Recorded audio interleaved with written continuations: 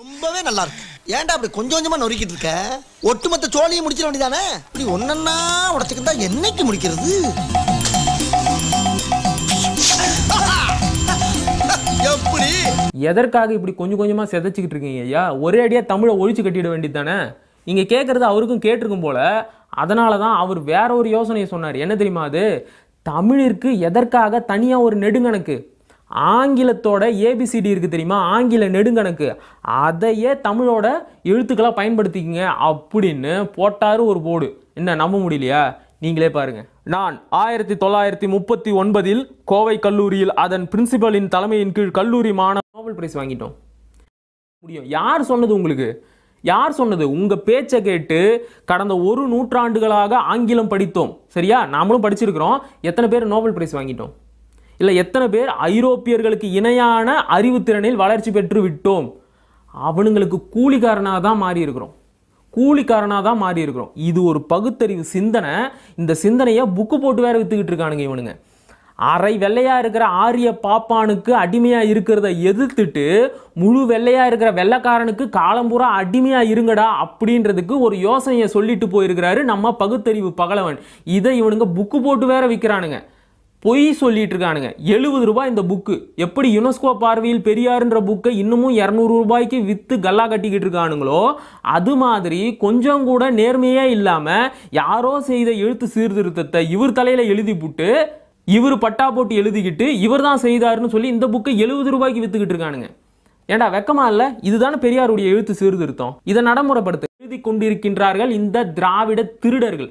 சரிண்ணே, இவ்வளோ சொல்றல்ல, இவர் வாழ்ந்த காலத்துல யாருமே எந்த தமிழ் அறிஞருமே இவரை கண்டிக்கலையா? கிடையாது. மானமுள்ள தமிழர்கள் எல்லா காலத்திலும் ஐயா பெரியார் அவர்களை எதிர்த்து வந்தேதான் இருக்கிறார்கள். உதாரணத்திற்கு ஆட்சிமொழி காவலர் கியாப்பே விஸ்வநாதன் அவர்கள் தான் நடத்திய தமிழர் நாடு என்கின்ற ஏட்டில் இவரின் எழுத்து சீர்திருத்தத்தை கண்டித்து ஒரு கட்டுரை எழுதினார். திராவிட மொழிகள் என்று சொல்லப்படுகின்ற மலையாளம், கன்னடம், தெலுங்கில் போய் முதலில் எழுத்து சீர்திருத்தங்களை எல்லாம் செய்துவிட்டு பிறகு வந்து தமிழில் இத்தகைய எழுத்து சீர்திருத்தங்களை செய்யுங்கள், நான் அதை ஏற்றுக்கொள்கிறேன் அப்படின்னு ரொம்பவே காட்டமான ஒரு கட்டுரை எழுதினார். ஆங்கிலமே போதனா மொழியாக ஆக வேண்டும், அதாவது ஆங்கிலமே பயிற்று மொழியாக மாற வேண்டும், ஆங்கிலமே ஆட்சி மொழியாக மாற வேண்டும், ஆங்கிலமே ஆங்கில எழுத்துக்களே தமிழின் எழுத்துக்களாக மாற வேண்டும் என்று சொன்னவர்களுக்கு தமிழ் எழுத்தின் மீது என்ன அக்கறை என்று ஐயா மாப்போசி அவர்கள் தன்னுடைய கண்டனங்களை பதிவு செய்திருக்கின்றார். இதுபோல்தான் பாவலரேறு பெருஞ்சித்திரனார் அவர்களும் தன்னுடைய கண்டனங்களை பதிவு செய்து வைத்திருக்கின்றார்.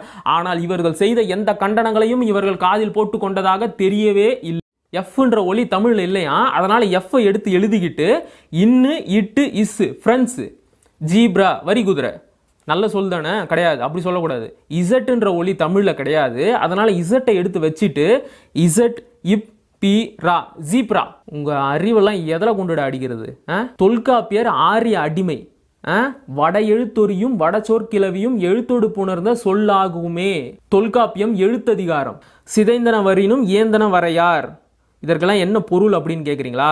உன்னுடைய இலக்கிய நயத்திற்காக, உன்னுடைய கவிதை நயத்திற்காக நீ வட சொற்களை பயன்படுத்துவாயானால் தாராளமாக பயன்படுத்திக்கொள். ஆனால் ஒரு நிபந்தனை, ஒரு எச்சரிக்கை என்னவெனில், வட எழுத்துக்களை பயன்படுத்தி வட சொற்களை தமிழில் எழுதக்கூடாது. அந்த சொற்கள் சிதைந்தே வந்தாலும் அதை அவ்வாறே பயன்படுத்துவது என்பது நலம் அப்படின்னு வட எழுத்துக்களையே தமிழில் அனுமதிக்க கூடாது என்பதற்கு 2500 ஆண்டுகளுக்கு முன்பாக தொல்காப்பிய சூத்திரம் எழுதிய தொல்காப்பியர் ஆரிய அடிமை ஆங்கில எழுத்துக்களை தமிழில் கலந்து ஆங்கிலத்தை தமிழனின் பேச்சு மொழியாக மாற்ற வேண்டும் என்று பேசிய பெரியார் புரட்சியவாதி. வெக்கமா இல்ல? வெக்கமா இல்ல? இந்த லட்சணத்துல 1935 குடியரசு நாளிதழோட தலையங்கத்துல தமிழ் மொழியோட எழுத்துக்களை சீர்திருத்தணும் அப்படின்னு எழுதியிருந்தாரு.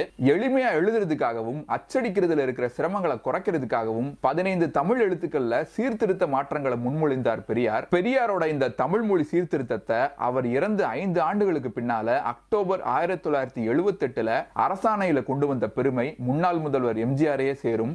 இன்னைக்கு இருக்கிற தமிழ் எழுத்துக்களை சீரமைச்சது பெரியார் தான்.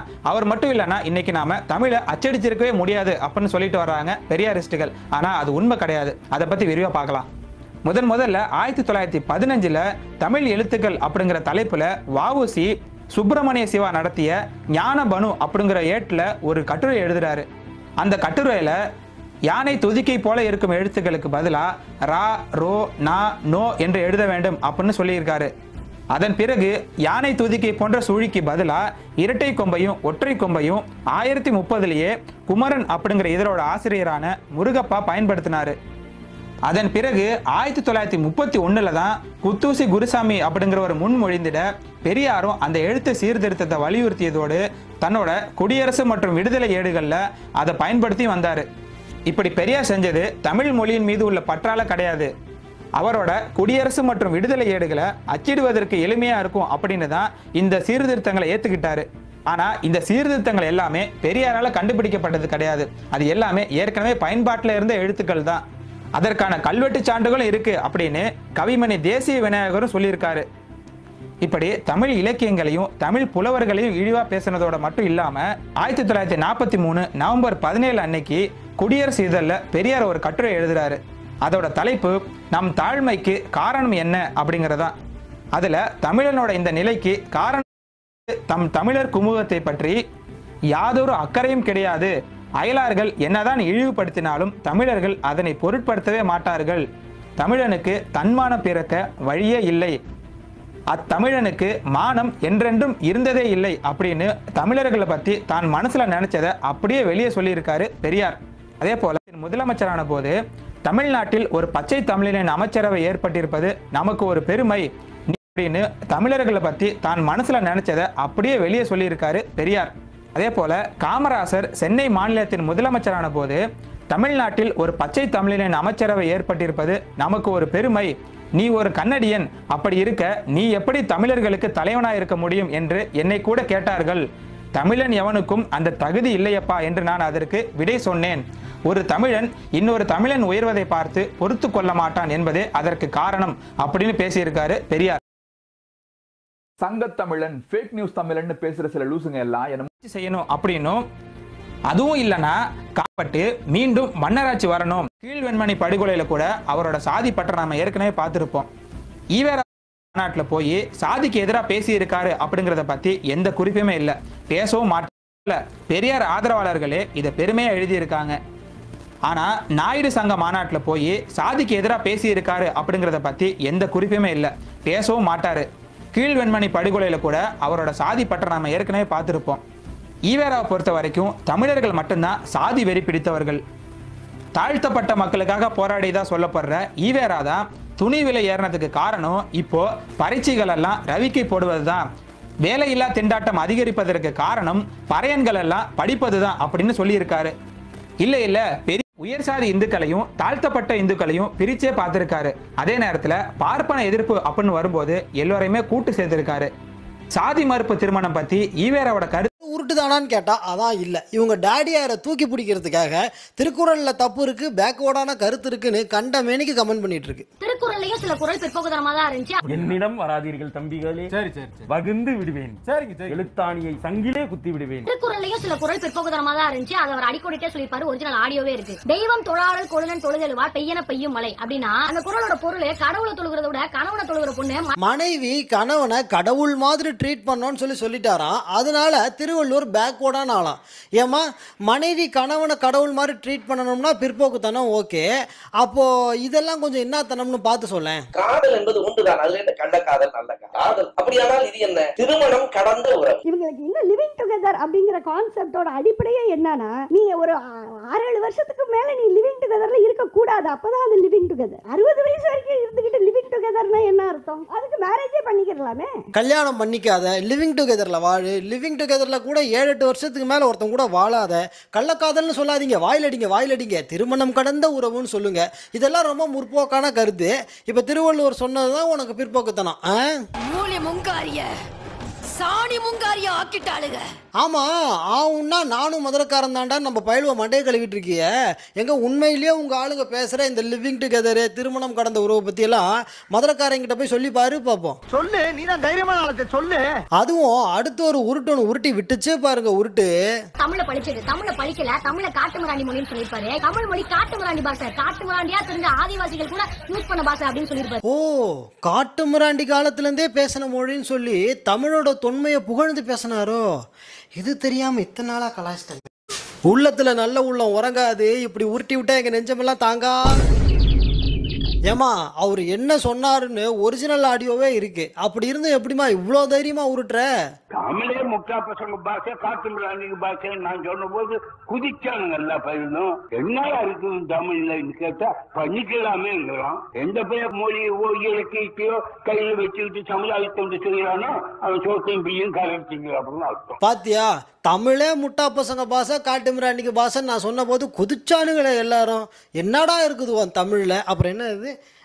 எவன் மொழியோ இலக்கியத்தையோ எடுத்துக்கிட்டு சமூக தொண்டு செய்யறானோ அவன் ஜோதி கரைச்சி திங்கிறவன் அர்த்தம். இதெல்லாம் யாரோட ஆடியோன்னு தெரியுதா உனக்கு? உன்னைய பத்தி நான் கூட என்ன ரசிக்கிறேன். நீ சீப்பாளா இருந்திருக்க. ஆனா ஊசியில காது குத்தி பார்த்திருக்கேன். நீ என்னமா உலக்கையில காது குத்து ஆகாதவங்க கூட. மதுரைனாலே கல்ச்சரலா வாழக்கூடியவங்க இவங்க, லிவிங் டுகெதரா ப்ரமோட் பண்றவங்க அவங்க, தமிழ் வழக்க சங்கம் வச்சவங்க இவங்க, தமிழையே திட்டுறவங்க. இப்படி மதுரைக்கு செட்டே ஆகாதவங்க கூட எல்லாம் செட்டு சேர்ந்துக்கிட்டு நானும் மதுரைக்காரன் தாண்டான்னு காட்டிக்கிறதுக்காக அப்பப்போ ஒரு வீடியோ போடும் பாருங்க. எல்லா ஊர்லயும் ஆட்சி பண்றதுக்கான பொறுப்பு ஆம்பளை கையில தானே இருக்கும். ஆனா எங்க மதுரையில மட்டும்தான் எங்க ஆத்தா கையில இருக்கும். சரி சரி, நீ மதுரை தான் ஒத்துக்கிறேன். ஆமா, அது என்ன ஃப்ளோவில் என்னமோ சொன்னீங்க.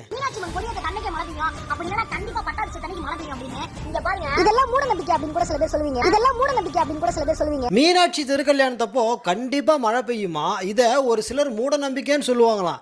எது ஒரு சிலர் மூட நம்பிக்கைன்னு சொல்லுவாங்களாம்? என்னமா யாரோ சொல்ற மாதிரி சொல்லிட்டு இருக்க? மீனாட்சினாலே போய் மழை பெய்யறதெல்லாம் மூட நம்பிக்கைன்னு சொல்றது உங்க ஆளுங்கதாமா, பின்ன என்ன வவ்வாளுங்களா? பாத்தீங்களா, ஆந்திரா கர்நாடகா அப்படின்னு சொல்லி பிரிவினை ஏற்படுத்துறாங்களாமா. இந்த தெய்வத்தையும் அவ்வளோ நான் கலாய்ச்சேன் போங்கடா. அண்ணே, இந்த வீடியோ மட்டும் கொஞ்சம் பார்த்துட்டு போறது. வீடியோவா எங்க போடு பாப்போம். பீகார்லயும் ராஜஸ்தான்லயும் உத்தரப்பிரதேசலயும் போய் வேலை தேடி பிச்சை எடுக்கல. நாங்க ஒண்ணு அங்க போய் இட்லி கடையோ பானிபூரி கடையோ போட்டு பொழப்பு நடத்தல. பொழைக்க வந்த பக்கத்து ஸ்டேட்டுக்காரனை பிச்சை எடுக்க வந்தவன் சொல்லி கேவலமா கமெண்ட் பண்ணிட்டு நீ அடுத்தவனுக்கு பாடம் எடுக்கிற. அதுவும் அது என்ன டயலாக்? அது இன ரீதியா பிரிவினை ஏற்படுத்துறாங்களாமா. இப்படி ஒரு கேவலமான அரசியலை தமிழ்நாடு பார்த்ததே இல்லையாமா. இது என்னங்க புதுவிதமான அரசியலா? தமிழ்நாடு இதுவரைக்கும் இப்படி ஒரு கேவலமான ஒரு அரசியல் நெறிமுறையை பார்த்திருக்காது. சாதியில இருந்து விடுபடுவோம் நினைச்சிட்டு இருக்கும்போது இங்கனக்குள்ள இருக்கிறவங்கள்ட்ட இன ரீதியா பிரிவு ஏற்படும். அப்ப 50 வருஷத்துக்கு முன்னாடி ஆரியம் திராவிடம்னு பேசுனது இன அரசியல் இல்லாம என்ன இட்லி கடை அரசியலா? இப்ப இன ரீதியான பிரிவினை வந்துகிட்டு இருக்கு. தமிழ்நாடு இதுவரைக்கும் இப்படி ஒரு